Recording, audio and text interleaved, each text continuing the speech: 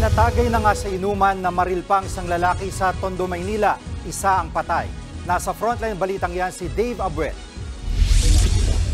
Busy sa kanilang happy-happy ang grupo ng mga lalaking ito nang makuna ng CCTV sa Tondo, Maynila kahapon.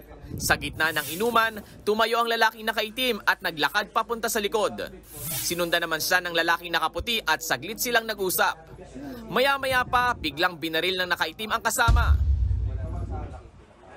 Matapos mamaril, bumalik pang sospek at kinausap ang ibang kainuman bago umalis na parang walang nangyari. 2 tama ng bala sa ulo ang ikinamatay ng biktima na si Jonathan Santos, 33 anyos. Kwento ng kanyang kaibigan, dumating at nakitambay lang ang gunman habang nagiinuman silang grupo. At dahil kilala nila sa mukha ang lalaki, niyaya na rin nila itong tumagay. Yung biktima po, sir, hindi naman po siya masyadong nakainom nun.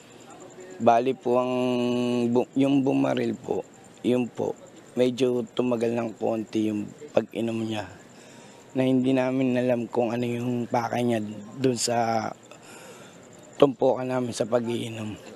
Ipinagtataka naman ng mga kaibigan at kaanak ni Santos ang motibo sa likod ng pamamaril. Hanggang ngayon, inimbestigahan pa rin natin kung ano yung posibleng motibo. Pwede kasing patungkol sa droga o posible kasing baka nagkapikunan lang itong suspect at biktima natin habang sila ay nagiinuman.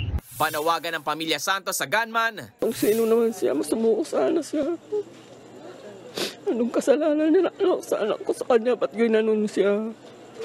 Bakit niya ginanon? Ano bang kasalanan sa kanya?